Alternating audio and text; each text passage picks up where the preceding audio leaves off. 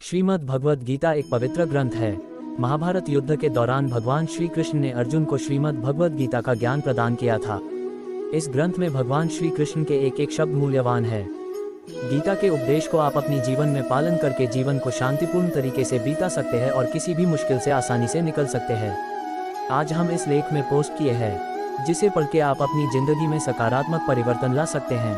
नकारात्मक विचारों का आना तय है, परंतु यह आप पर निर्भर करता है कि आप उन्हें कितना महत्व देते हैं। जो अच्छा लगे उसे ग्रहण करो और जो बुरा लगे उसका त्याग।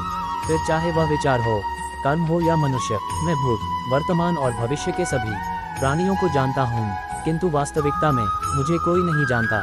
फल की अभिलाषा छोड़कर कर्म करने वाला पुरुष ही अपने जीवन को सफल बनाता है। मैं किसी का भाग्य नहीं बनाता, हर कोई अपना भाग्य खुद बनाता है। आप आज जो भी कर्म कर रहे हो उसका फल आपको कल प्राप्त होगा, और आज जो आपके पास है वह आपके द्वारा पहले किए गए कर्मों का फल है। इंसान हमेशा अपने भाग्य को कोसता है, ये जानते हुए भी कि भाग्य से भी ऊंचा उसका कर्म है। जो स्वयं के हाथों में गलतियां ढूंढना गलत नहीं है, बस शुरुआत खुद से होनी चाहिए। निर्णय लेते समय ना ज़्यादा खुश हो ना ज़्यादा दुखी हो, ये दोनों परिस्थितियाँ आपको सही निर्णय लेने नहीं देती। सत्य कभी दावा नहीं करता कि मैं सत्य हूँ, लेकिन झूठ हमेशा दावा करता है कि सिर्फ मैं ही सत्य हूँ। कर्म करो, फल की चिंता मत करो। गीता में कहा गया है, कोई भी अपने कर्म से भाग नहीं सकता, कर्म का फल तो भुगतना ही पड़ता है। अच्छे कर्म करने के बावजूद भी लोग केवल आपकी बुराइयां ही याद रखेंगे, इसलिए लोग क्या कहते हैं इस पर ध्यान मत दो, तुम अपना कर्म करते रहो। श्रीमद् भगवद गीता एक पवित्र ग्रंथ है।